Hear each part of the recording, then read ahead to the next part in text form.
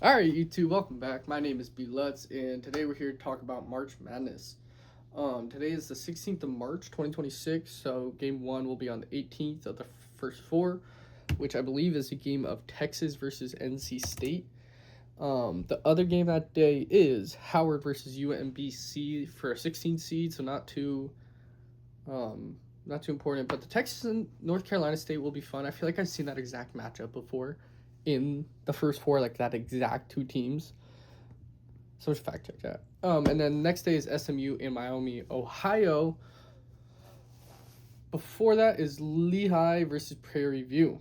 Um, we're here to talk about March Madness. We'll do a live action bracket picking probably later today, but this will kind of just be the first thoughts, potential contenders, players to watch. I have about 3 or 4 things I think are going to happen during March Madness this year that I wanted to share, and then I'm kind of just going to talk about the top players and top teams to watch, and then we'll probably have a couple fun teams that are really excited to watch that probably will be a little bit slept on. So without further ado, let's get right into it. I got my little cheat sheet. This is the first half of the cheat sheet. First thing I got on my list is the winner won't be from the East region. This is more of like a hot take, kind of just a take. I just think it's gonna be really difficult to overcome the difficulty of the East. It's a very competitive division with like 3 teams that could win March Madness. A couple teams that have won March Madness before. I got my computer pulled up too. But kind of looking at the first one, we got Duke. Duke will get out of. Ooh, what's going on here? Duke will get out of these. Duke will make it at least right here. What I worry about for Duke is seeing a team like a healthy Kansas that was really good for most of the year that kind of had a bad 2 months. I'm worried about Kansas because they are at one point were the best team in the nation. And if they find that, Darren Peterson's the type of guy who can just ruin your tournament. He's so polarizing. He's definitely be one of the players to watch of the tournament. First two, we'll say, is Duke with Mr. Boozer, one of the best players in the country, easily. His dad played at NBA. His brother's on the team. If you have not watched Cameron Boozer yet, please watch him during this tournament. That guy is good. That kid can play. Arguably the best player in the nation this year. Maybe should win the award and take it back after flag 2 years in a row to Duke. But I just see it being really hard for any of these teams, especially with a team like UConn being there as well. And I think Louisville's solid, but I think there's about 3 teams in this division that are very, very good. And I just think overall this drawing put a bunch of good teams in one division. So it might not be the fact that Duke ain't better than everyone. It just might be really difficult to reach that Final Four. And then once you reach the Final Four, it's like, whew, tough game after tough game for 2, 3, yeah. I could see it totally being very hard to overcome just the constant competitiveness, and kind of leads me into the second one I have on my list is the South being very weak, kind of being the polar opposite of the West or the East, I mean, where I don't think Florida is as good as the other 1 seeds. I thought Houston was a better team than them. They're both in this bracket. That might be for a reason. Houston might be the best 2nd seed in the nation, and Florida might be the worst 1 seed. So not gonna sleep on Florida. Florida's got a lot of size. We do talk about them a little bit. We will talk about them later in the video because they're very big and they are strong and they are good up front. It's just the backcourt that is really suspect. Xavier, I like Xavier Lee, Boogie Flane actually. Like both of them, really like Xavier Lee. He's fun to watch. But this is one of the most difficult tournaments to win. You have to have good guard play. You can't. You can make it far. You just won't win without good guard play. You can definitely, Florida's got the experience. They're the defending champs from last year. This is just a couple new guys in there. This isn't Walter Clayton who's playing in the NBA now. Who was an NBA prospect and player leading your team is a lot different. So I see Florida being.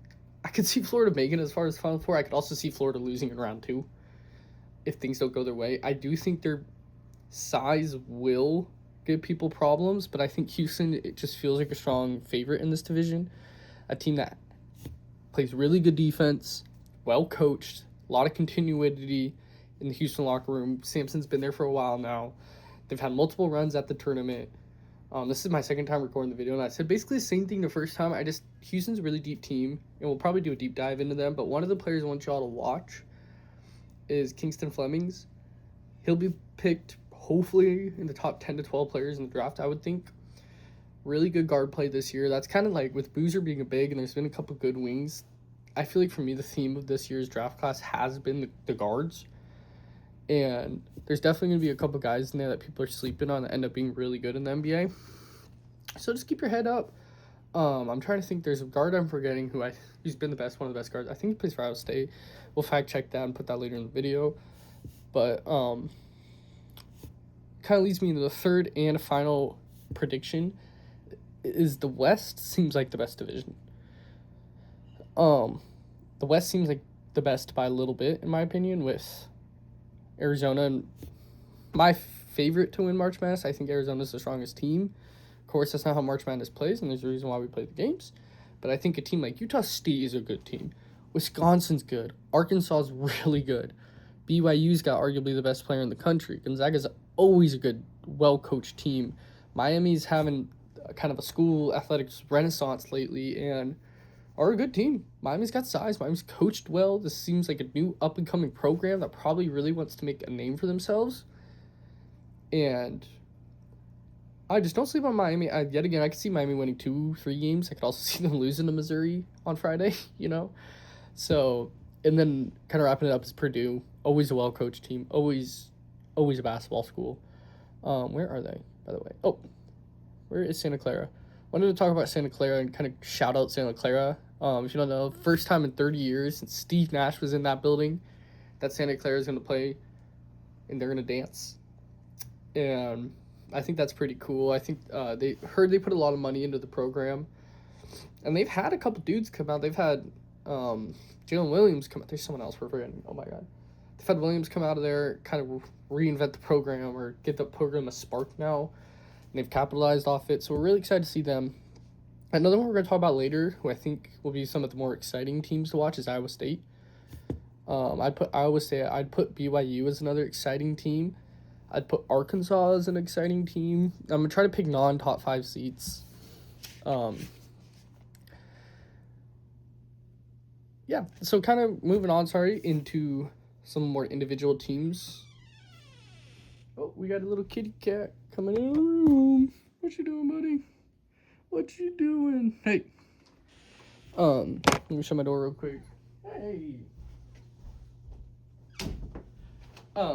Duke is really good again. Duke is good every year. Obviously, we haven't seen them win the tournament in a long time. But I think Duke is going to suffer from a really tough schedule with how the drawing went and how the selection put them in. Duke wins this year will be really impressive. I think they're deep. I think they're actually really well coached. And I think they're going to be a team to look out for this year. Obviously, they always are, but so I'm kind of getting distracted with the cat. Some of the key players are obviously the Boozer twins, Cam and Caden Boozer. You'll see Carlos on the literal court cheering them on during the game. Cameron's easily probably the best big in the country this year. He's a lock for top 3 in the draft. Isaiah Evans, I still think should be a top 20 pick come June. Doubt he will be. He's going to be one of those guys, and he'll get his own video because I've watched him for a while now. But he'll be one of those guys where we look back and we're like, why was this guy not taken higher? Why is he a damn near second-round pick when he's playing minutes for an NBA team? So, Duke is really good. They do have a really big injury with Caleb Foster, who has been without their third production on offense, their third option, and there's going to be a moment in this tournament, mark my words, a moment in this tournament, Duke feels him not being there. It was a close game versus Virginia. I really like Virginia. Virginia's really good too, but I just think there's going to be a big moment Caleb Foster's needed, and they don't have him. Who knows where that might be? That might be that Kansas game. It might be the UConn game. Never know. Moving on to what I think is the best team in the country, like I said, is Arizona. I saw that they have something like 7 or 8 guys averaging over 8.5 points per game. This team can score. This team can play defense. They're very deep, and they're well coached. They had the Big 12 Player of the Year in Jaden Bradley. They also have Braden Burries, who was a top. I think he was first team All Big 12 too as well.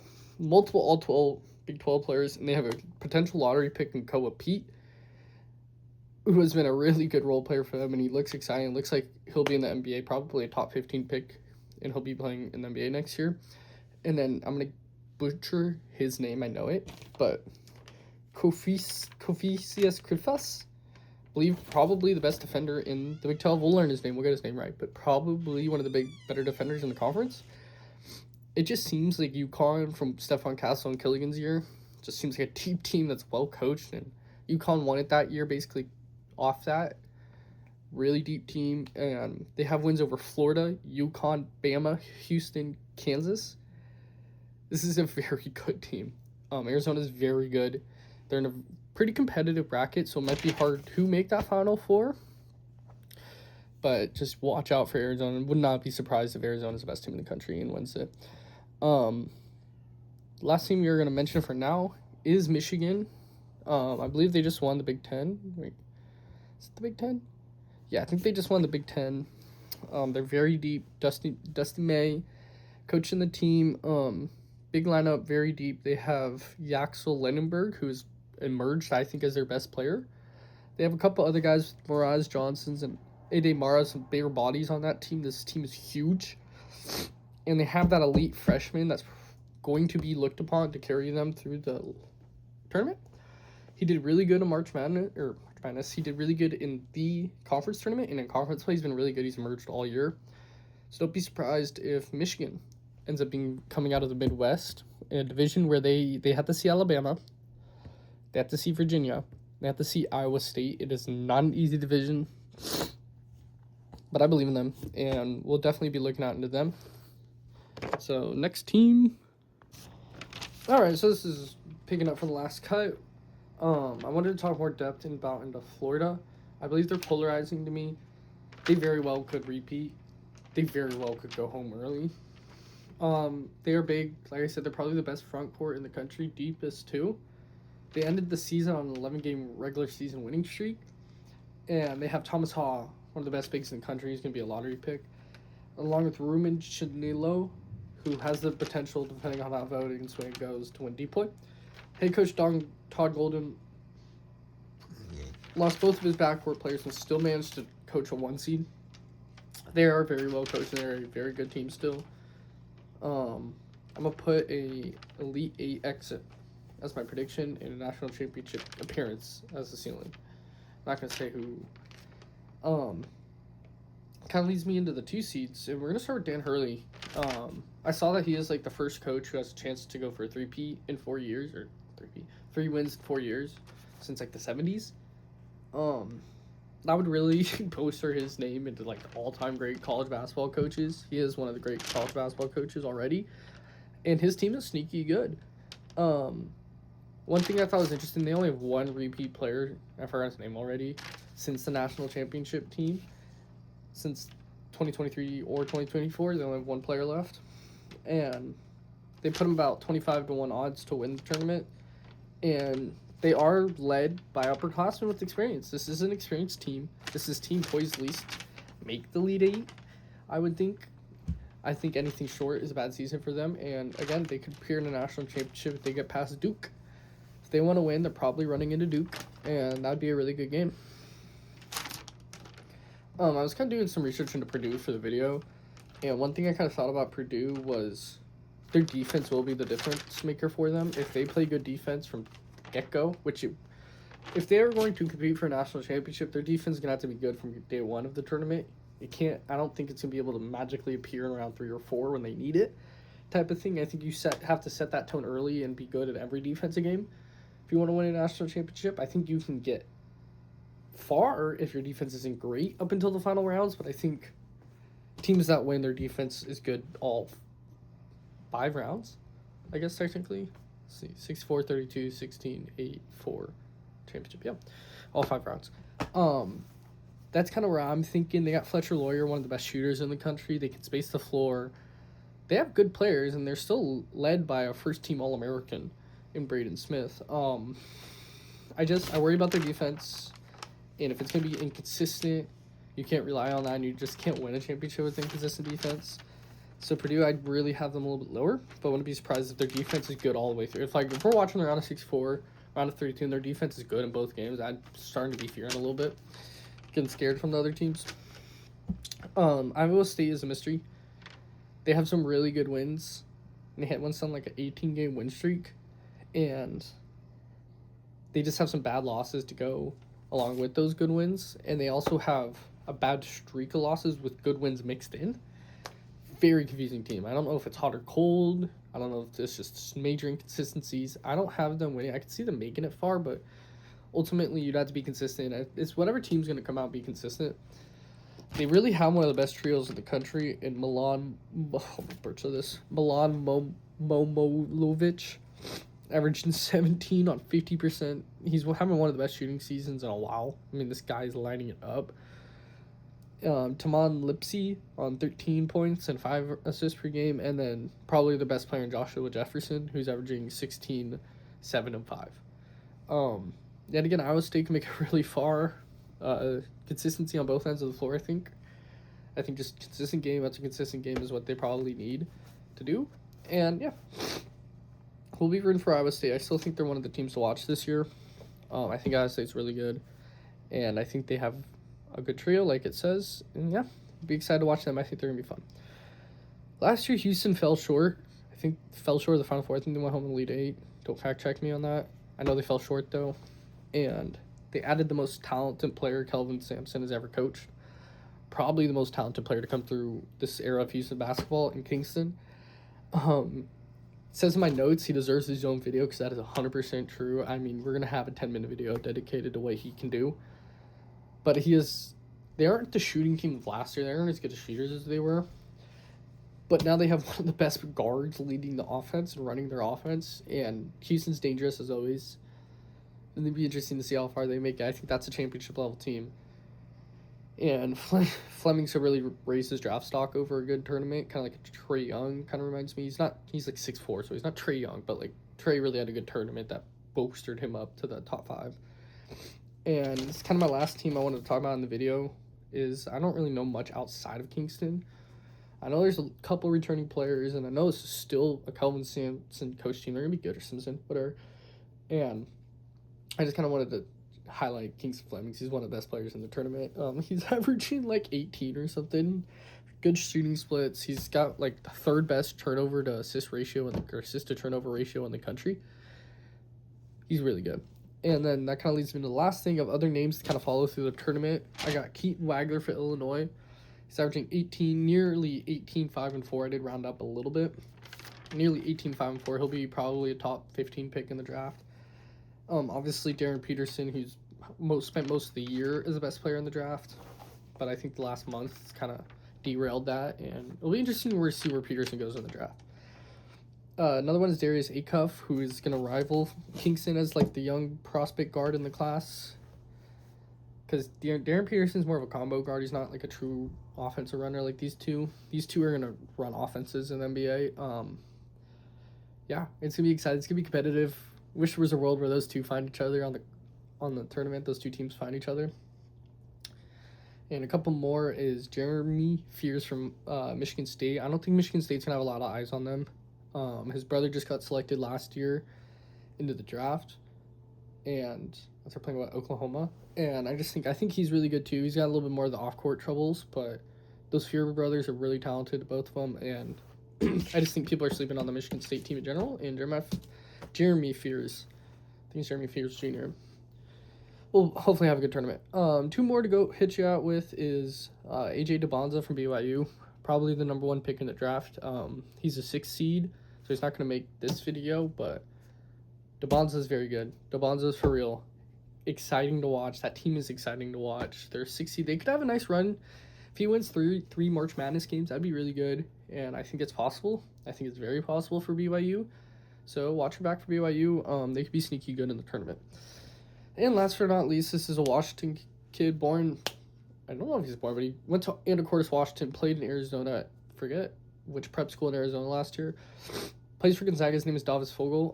I was watching I forgot what they even call that division. their championship game, and he had a couple great plays at the end of the game. I've been watching him for a couple of years. I have a good friend that played AAU ball with him, so me and my friends have kept up with him. Davis is really good. Might not be this year that he's like a big name, but at least next year, watch out for him. He's only like 19 years old, and he's really, really good. Tall, he's smooth, he can shoot, get to the rim, so watch out for Vogel.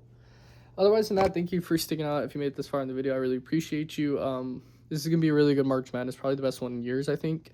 So let me know what you all think in the comments, and please subscribe. I really appreciate it. Like as well.